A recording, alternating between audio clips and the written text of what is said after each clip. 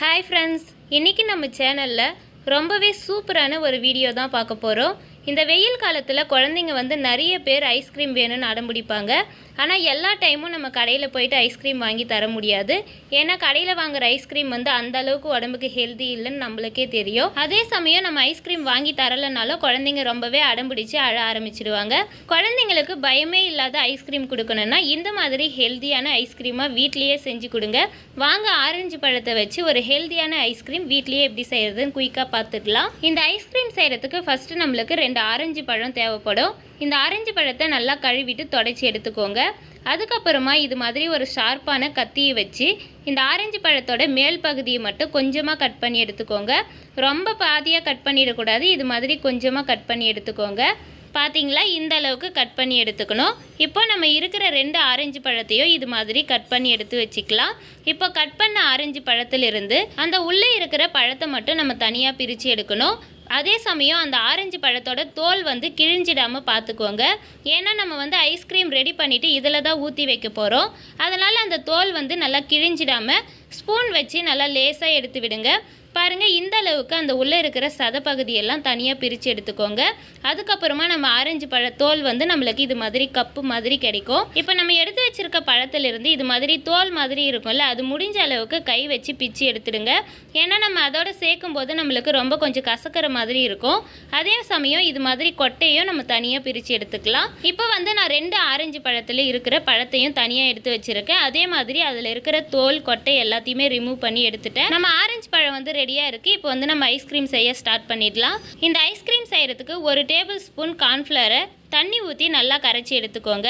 கட்டிகள் இல்லாத மாதிரி தண்ணி ஊற்றி கரைச்சி எடுத்துக்கணும். பாருங்கள், இந்த அளவுக்கு நல்லா பால் மாதிரி கரைச்சி எடுத்துக்கோங்க. இப்போ ஸ்டவ் ஆன் பண்ணிவிட்டு ஒரு பாத்திரத்தை வச்சுக்கோங்க. அதில் 1 கப் அளவுக்கு பால் சேர்த்துக்கோங்க. இந்த பால் நல்லா கொதிக்கட்டும். பாருங்கள், பால் நல்லா கொதித்து வந்திருக்கு. இப்போ நம்ம கரைச்சி வச்சுருக்க கார்ன்ஃப்ளவர் தண்ணியை இது கூடவே சேர்த்துக்கலாம். கரண்டியை வச்சு கிண்டிகிட்டே சேர்த்துக்கோங்க. ஏன்னா நம்ம அந்த கார்ன்ஃப்ளவர் தண்ணி சேர்த்த உடனே நம்மளுக்கு பால் நல்லா கெட்டியாக ஆரம்பிச்சிடும். அதனால் கரண்டியை வச்சு நல்லா மிக்ஸ் பண்ணிக்கிட்டே கார்ன்ஃப்ளவர் தண்ணியை சேர்த்துக்கோங்க.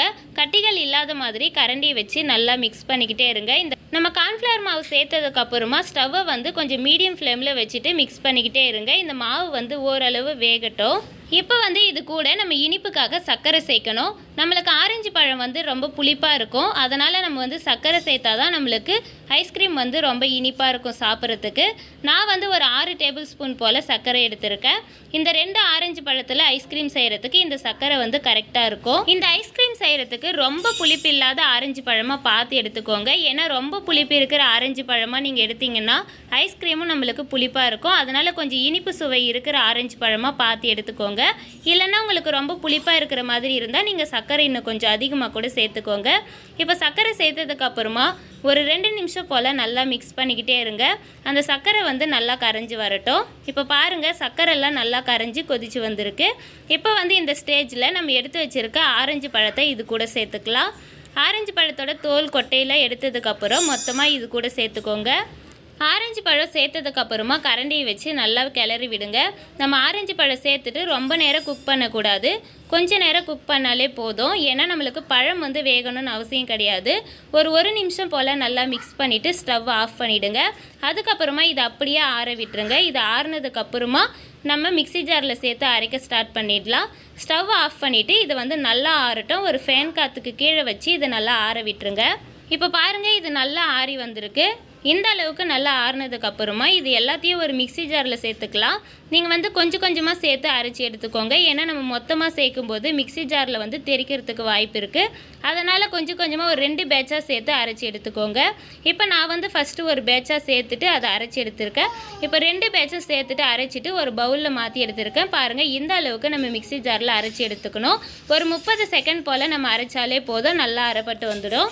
அவ்வளோதான். இப்போ நம்ம அரைச்சி வச்சுருக்கிறத இந்த ஆரஞ்சு பழ தோல் எடுத்து வச்சுருக்கோம்ல, அது உள்ளே ஊற்றிடலாம்.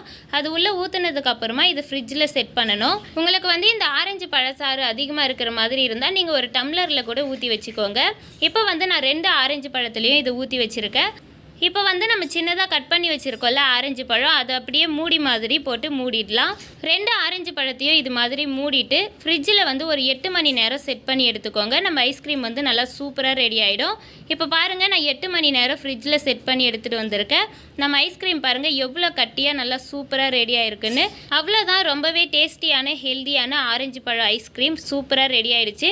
நீங்களும் கண்டிப்பாக இந்த ஐஸ்கிரீம் ரெசிபியை உங்கள் வீட்டில் ட்ரை பண்ணி பாருங்கள். ட்ரை பண்ணி பார்த்துட்டு எப்படி இருக்குன்னு மறக்காமல் கமெண்ட் பாக்ஸில் கமெண்ட் பண்ணுங்கள். இந்த வீடியோ பிடிச்சிருந்தா இந்த வீடியோக்கு ஒரு லைக் பண்ணிவிடுங்க. இதே மாதிரி நிறைய யூஸ்ஃபுல்லான வீடியோஸ்லாம் பார்க்கணுன்னா நம்ம சேனலை சப்ஸ்கிரைப் பண்ணிக்கோங்க.